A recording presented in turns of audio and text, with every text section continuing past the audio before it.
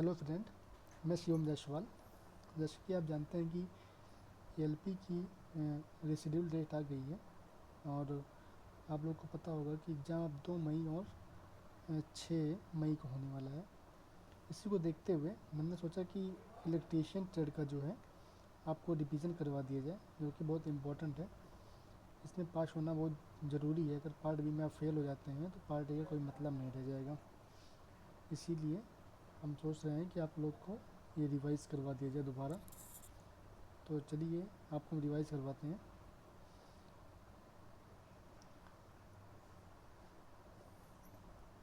तो स्टार्ट करते हैं फ्रेंड्स। ये देखिएगा आप कि पहले ऐसी थ्योरी पढ़ते हैं, प्रत्यावर्ती धारा के सिद्धांत क्या होता है उसको देखते हैं। उसको देखते हुए आगे बढ़ते हैं और प्रेरकीय प्रतिघात का जो फार्मूला है उसको देख लीजिएगा। धारतीय प्रतिघात ये भी इम्पोर्टेंट है। और जो मोस्ट इम्पॉर्टेंट है इसको देख लीजिए, शिखर। शिखर इक्वल टू होता है अधिकतम मान अपॉन आरएमएस मान। और फॉर्म फैक्टर भी देख लीजिएगा, ये भी इम्पोर्टेंट है। इसका होता है आरएमएस मान अपॉन औसत मान। और आगे बढ़ते हैं। एसी का फॉर्म फैक्टर जो होता है 1.11 तथा ये डीसी का फॉर्म फैक्टर 1 होता है। ठीक है फ्रेंड्स। तो जो आगे बढ़ते हैं, इसको पावर शक्ति जो होता है, शक्ति का फॉर्मूला आप देख लीजिएगा, ये मोस्ट इम्पॉर्टेंट है। इसको मोस्ट इम्पॉर्टेंट कर लीजिएगा आप। ये वास्तविक जो एक्टिव होता है इसका पावर जो होता है √3 VL/IL cos थीटा। इसको बोल सकते हैं √3 BP IP cos थीटा। इसका मात्रक जो होता है वाट होता है। इसको आप लोग देख लीजिएगा। और प्रतिघाती रिएक्टिव का जो फार्मूला होता है वो होता है √3 VL/IL sin थीटा। इसको बोल सकते हैं। इसका जो मात्रक होता है वोल्ट एम्पियर रीएमएफ होता है। इसको VAR भी कहते हैं। आभासी अपार्टमेंट शक्ति का इसका फार्मूला होता है √3 VL/IL। इसका मात्रक जो होता है वो वोल्ट एम्पियर होता है। ठीक है फ्रेंड, आगे बढ़ते हैं हम लोग। और शक्ति गुणांक जो होता है cos थीटा होता है। और cos थीटा इक्वल टू होता है R/Z। Active power and apparent power होता है। शक्ति गुणांक का मान जो होता है वो 0 से लेकर 1 के मध्य होता है। ये इम्पोर्टेंट है, इसको देखना ज़रूरी है। तो इसको आप लोग देख लीजिएगा। और इसका जो इकाई मान होता है प्रतिरोध भार और शून्य पश्चिगामी प्रेरक भार होता है। सूर्य अग्रामी संधारित भार होता है। ठीक है फ्रेंड्स, आप आगे बढ़ते हैं। और अनुनाद जो होता है, रिजोनेंस जो होता है, परिपथ, इसका फार्मूला इंपॉर्टेंट है। इसको भी आप लोग देख लीजिएगा। ठीक है, आगे बढ़ते हैं हम।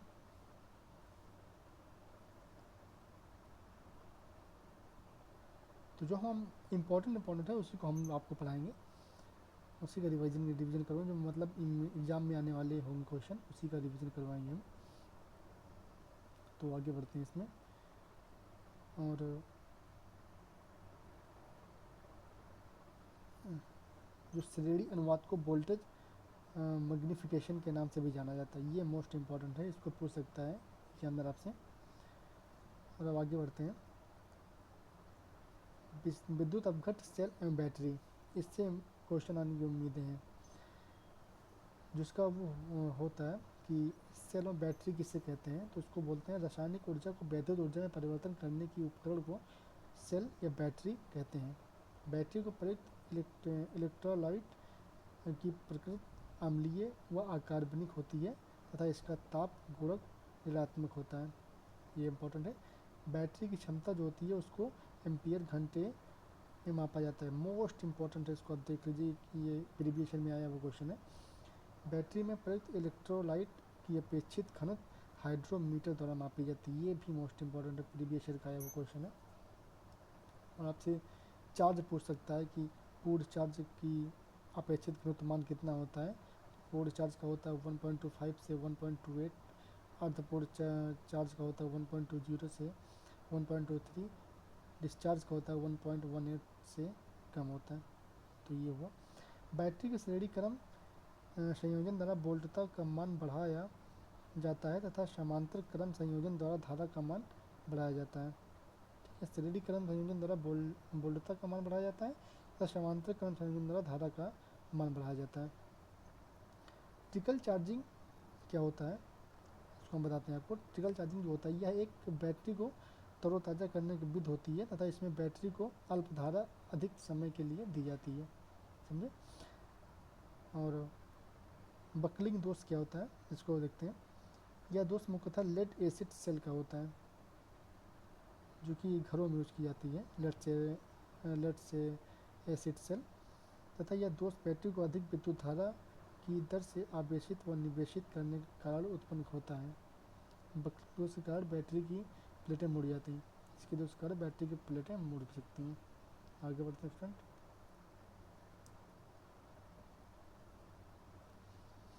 और देखते हैं लेड एसिड बैटरी को अधिक समय तक उपयोग में नहीं लाने के कारण सल्फेशन दोष उत्पन्न होता है। इसको काफ़ी समय तक आप नहीं लाएंगे उपयोग में तो इसमें सल्फेशन दोष उत्पन्न हो जाता है।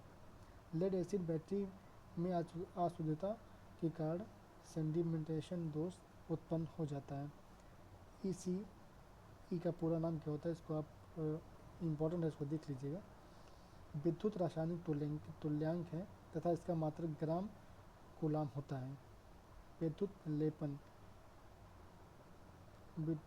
जो होता है वो डीसी विद्युत सप्लाई की आवश्यकता होती है। बैटरियों में ध्रुवाच्छादन दोष के निवारण के लिए मैग्नीज डाइऑक्साइड का प्रयोग किया जाता है। ठीक है फ्रेंड, तो आगे देखते हैं। सेल या बैटरी फैराडे के विद्युत अपघटन के नियम पर कार्य करता है। ये सेल बैटरी जो है फैराडे के विद्युत अपघटन के नियम पर कार्य करता है। ये इंपॉर्टेंट है, इस डायरेक्टली आपको क्वेश्चन पुटअप कर सकता है कि सेल या बैटरी किस नियम पर कार्य करता है, तो आप बोल सकते हैं फैराडे के विद्युत अपघटन के नियम पर कार्य कर सकता है।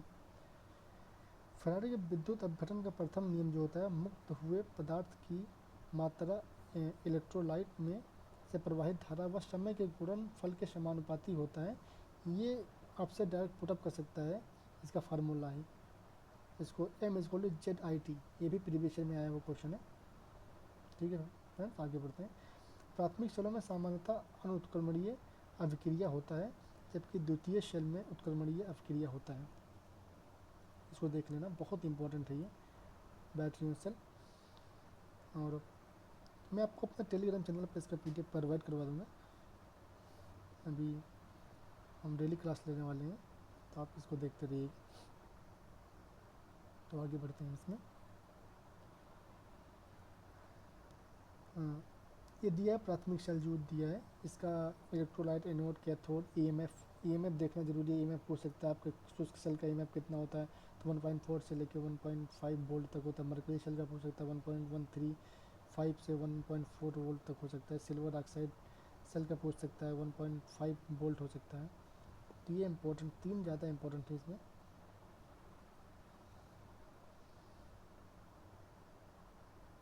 आगे बढ़ते हैं।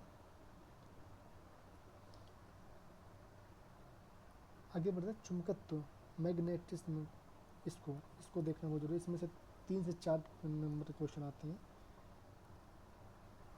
चुंबकत्व क्या होता है इसके बारे में बताते हैं। चुंबक में चुंबकीय बल रेखाएं सदैव बंद वक्र का निर्माण करती हैं तथा इसकी दिशा N पोल से S पोल की तरफ होती है। इसकी जो दिशा होती है चुंबकत्व की वह N पोल से लेकर S पोल की तरफ होती है। और चुंबक में चुंबकीय सामर्थ्य का मान अधिकतम पोलों पर तथा न्यूनतम मध्य में होता है। ठीक है फ्रेंड्स, तो हम बताने जा रहे हैं, इसको आप ध्यान से सुनिएगा। ये वाली लाइन, एक चुंबक को स्वतंत्र पूर्वक लटकाने पर वह उत्तर दक्षिण दिशा में ठहरता है। आपसे क्वेश्चन पूछ सकता है कि चुंबक को स्वतंत्रता पूर्वक लटकाने से वह किस दिशा में ठहरता है, तो आपको बताना है उत्तर दक्षिण, नॉर्थ साउथ में होता है इसका। ठीक है, चुंबकीय पदार्थों का वर्गीकरण जो हुआ है ये आपसे पूछ सकता है कि लोह चुंबकीय पदार्थ कौन कौन से होते हैं, तो आपको देखना है लोह चुंबकीय जो पदार्थ होते हैं वो लोहा, कोबाल्ट, निकल, स्टील, ETC आप होते हैं। और ये पूछ सकता है अनुचुंबकीय पदार्थ क्या क्या होते हैं, तो इसमें बता सकते हैं एल्युमिनियम, मैग्नीज, ऑक्सीजन, प्लेटिनम आदि होते हैं।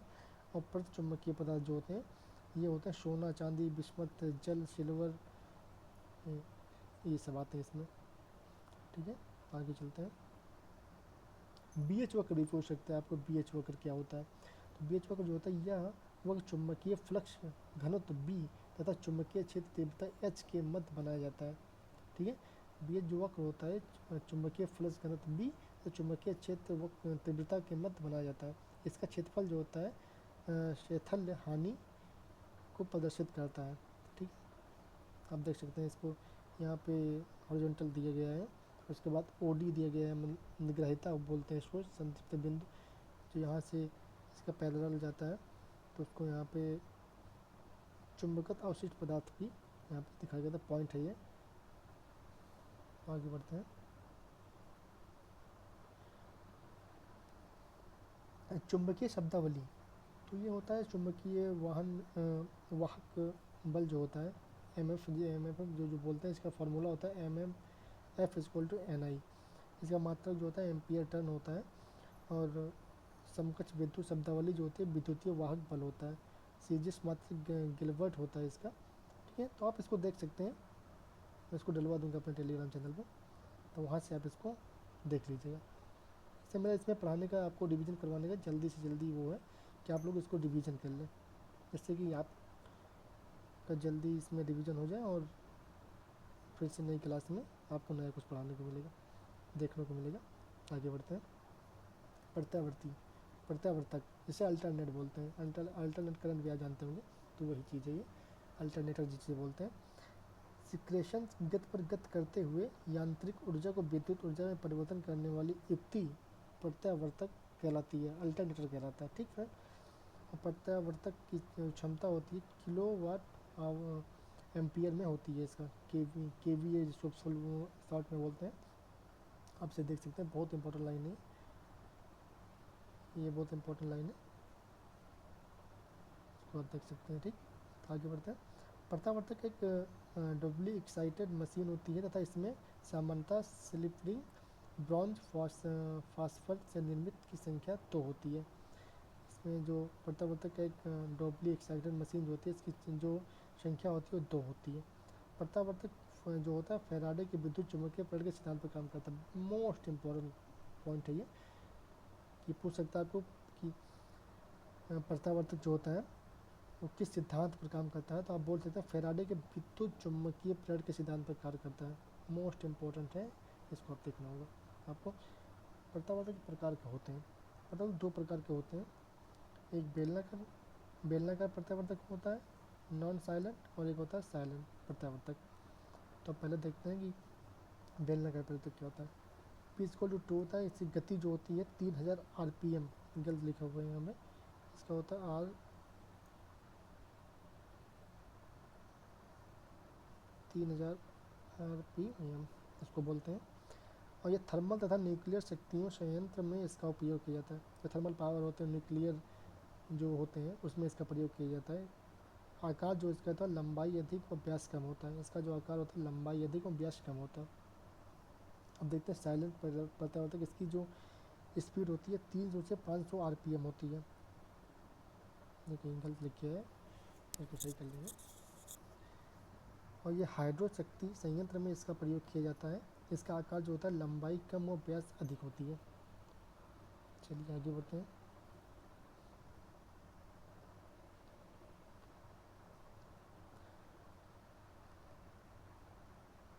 और आगे बढ़ देखते हैं क्या होता है इसमें।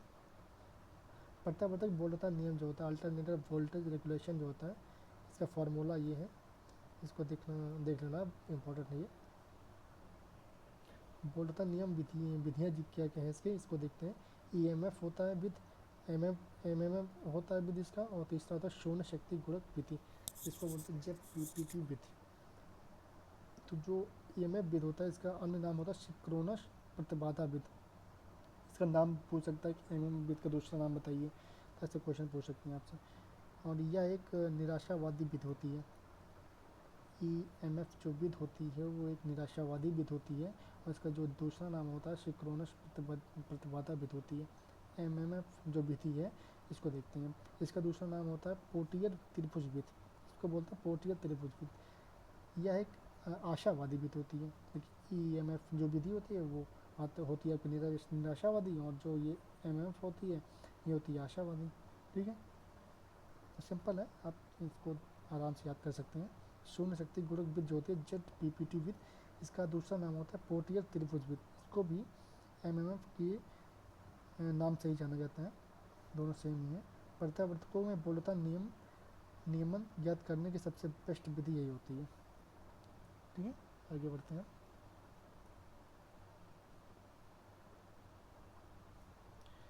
तो देखते हैं प्रत्यावर्तक का तुल्यांकीकरण क्या होता है, इसकी शर्तें क्या होते हैं, फ्रिंज क्या होता है, अनुक्रम का समान होता है, आवर्तन समान होनी चाहिए।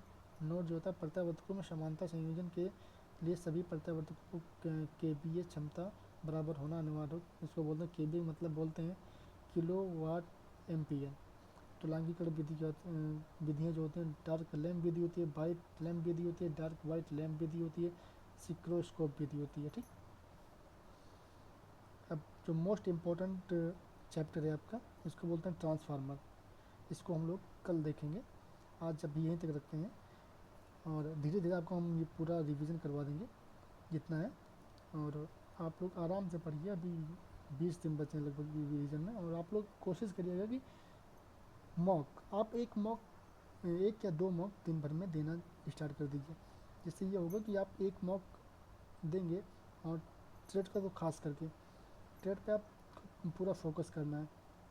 फोकस तो आपको पार्ट 1 में भी करना है, पर पार्ट सेकंड जो है उसको भी ध्यान में रख के चलना है, क्योंकि आप लोग जानते ही हैं कि अगर पार्ट 2 गड़बड़ हो गया, इसमें से 75 क्वेश्चन आएंगे और आपको लगभग 27 नंबर लाना कंपलसरी है।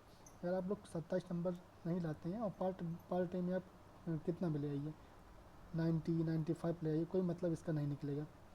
तो इसीलिए आपको क्या करना है कि पार्ट बी में आपको अच्छी मेहनत कर रही है, और जो लोग जो CBT निकाल कर आए हैं इतनी भी वो नहीं है, और वो थोड़ा सा मेहनत कर देंगे तो ये आराम से निकल जाएगा। और ज़्यादा फोकस करना है आपको कि मैथ रीजनिंग तो या आपका CBT 1 वाला ही चलेगा। आपको बेसिक साइंस BSCD में करना है, बेसिक साइंस इंजीनियरिंग ड्राइंग में करना है, और इसको आपको 50 नंबर इसमें आने की उम्मीद है। तो उसके बाद 50 नंबर की आएगा, और 25 नंबर का आपका रीजनिंग मैथ आएगा। तो आपको इसको ध्यान में रखते हुए आपको पढ़ना है। ठीक है, तो आपको ट्रेड को बहुत ज़रूरी पढ़ना है। ट्रेड के सारे क्वेश्चन को आप कुछ नया नहीं करना है, बस आपने जो पढ़ा है उसी को रिवीजन करना है। कोई एक टीचर को फॉलो कर लीजिए, जिससे आपको लगे कि हाँ मेरा यहाँ से फॉलो करने से मेरा सब ठीक हो जाएगा। आप उसको फॉलो कर लीजिए, और हम अपनी तरफ से जो मुझसे हो सकेगा आपको ऐसे रिवीजन करवाते रहेंगे। आज मैंने आपको यहाँ तक करवाया, कल आपको ट्रांसफार्मर पढ़ाएंगे, थोड़ा इसको रिवीजन करवा देंगे। कुछ नया बिल्कुल करने की कोशिश मत कीजिए फ्रेंड, आप बिल्कुल नया करने की कोशिश मत कीजिए। जो आपने नोट्स बनाया है, जिस भी टीचर से पढ़ा है, उसका अपना रिवीजन करिए, और क्लासेस कम से कम आप BSCD को जो है वो कम से कम आप 4 घंटे दीजिए, और मैथ रीजनिंग को आप 2-2 घंटे दीजिए, और ट्रेड को भी आप 3 से 4 घंटे दीजिए, क्योंकि ट्रेड बहुत इम्पोर्टेंट है। ऐसे करके आप अभी तो नींद चैन को त्यागो तुम वाली हाल हो गई है, डेट भी आ गई है, और अच्छी बात है डेट आ गई है। अब तो LP का दूसरी वैकेंसी भी आ जाए, 10 तारीख से अप्लाई होना स्टार्ट हो जाएगा। तो आप लोग कोशिश कीजिए इसी में सिलेक्शन हो जाए, फालतू में मत पढ़िए, पूरी कोशिश करिए कि इसमें सिलेक्शन हो जाए। ठीक है फ्रेंड, कल मिलते हैं आपको इसी टाइम नए ट्रांसफार्मर के लिए। ठीक है, आप लोग ट्राई कीजिए, बेस्ट ऑफ लक, बाय। आप चैनल को सब्सक्राइब ना किए हो तो एक बार कर लीजिएगा। Thank you.